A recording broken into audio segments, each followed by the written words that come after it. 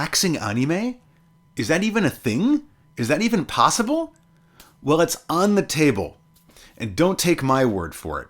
Currently, the Japanese mass media is having a low-grade freakout over comments that Donald Trump made while he was on the election trail, saying that he was going to institute tariffs against products that were being imported to the U.S. marketplace from abroad. The main target of his ire is China, to whom he is saying is going to charge a 60% import tax on everything coming from that country. But he extended that in later speeches to cover every country exporting anything and everything to the United States. Those countries would be subject to a 10 to 20% tax on all of the stuff that they're making that's being imported into the States. And that includes Japan as well. And since the scope of these tariffs has not been clearly defined, there is a really big question, particularly in the Japanese production marketplace, as to whether it is going to affect entertainment products, anime, manga, video games, and toys. And this is a really, really big deal because the Japanese government is focusing on content production as a key pillar of its economic strategy going forward. In fact, they've said that they want to increase the revenues they get from their content being exported by 3 times over the course of this decade. So, once again, no joke, big deal. And tariffs could really throw a monkey wrench into that. Tariffs are an import tax, and I wouldn't forgive you for not understanding this because it seems like a lot of voters didn't, but they are not a punishment against the production side. The Japanese will not pay anything when they export stuff. The Chinese won't pay anything. Nobody will. Tariffs are paid by the American company that is importing products from abroad. The idea is to protect, or the idea originally was, to protect struggling American industries. By making imports more expensive, that also makes American, theoretically cheaper products more attractive because they don't cost as much in comparison to the more expensive import. I say theoretically because there's been many cases of this done before in a pinpoint manner. For instance, Ronald Reagan, during the peak of Japan bashing in the 1980s, instituted tariffs on all sorts of Japanese products, semiconductors, motorcycles, most famously automobiles. That last one is really interesting. The American auto industry was really suffering under an onslaught of cheaper Japanese imports. So on the surface, it would seem like a really smooth move to make those more expensive so that Americans would gravitate toward American cars. Unfortunately, now with the benefit of 40 years of hindsight, we know that's not how it played out.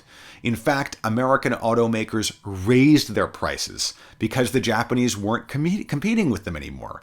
And undoubtedly, you're going to see this kind of thing happening again and again with the tariffs on imported products going forward. So, how is this directly going to affect Japanese pop cultural products? Well, there's a really interesting newspaper article that I read.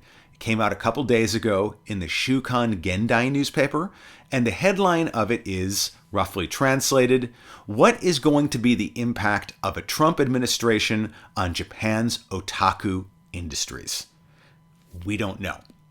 That's what it is. And that's what I'd like to report to you here, not out of my opinion, but to show you what the thinking is abroad when policies like this are announced in the United States. And in this particular case, the emotion is one of incredible unease.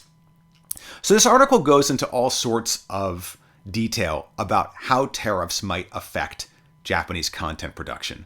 One of the biggest concerns is that although anime isn't directly purchased by customers in the United States so much, it's generally streamed, it isn't all made in Japan anymore. Even really big Japanese hits like Studio Ghibli movies or UFO Table's Kimetsu no Yaiba, Demon Slayer, big chunks of them are outsourced abroad, mainly to China.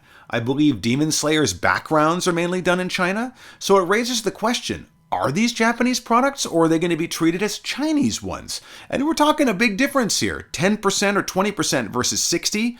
That's a big, big line item on your budget, let me tell you. Things like manga are a little bit more clear-cut because they are physical products that are exported abroad and consumed on the American marketplace, as are video games, as are merchandise, like toys and things like that. You know, that transforming robot toy that I love so much, it has a Japanese company name on the box, but it's actually manufactured in China. So how is that going to be treated under this?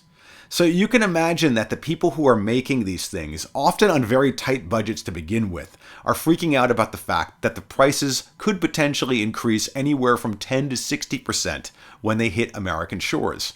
And of course, there's also the bigger question. When these things are more expensive, are Americans going to keep buying them? I mean, the stuff that we love from Japan, we don't usually think of it as having a negative impact on the American marketplace. That used to be the case back in the 80s, but it hasn't been for a very long time. So the idea of what these tariffs are actually protecting is very much an open question. And this article goes into some detail about the political ramifications of this. Like, for instance, it's known that Bob Iger, who is the CEO of Disney, sat on a Trump committee, a strategy committee back in 2017. So the article theorizes that he, as the head of Disney, might lobby Trump to put tariffs on Japanese animation to help protect Disney's share.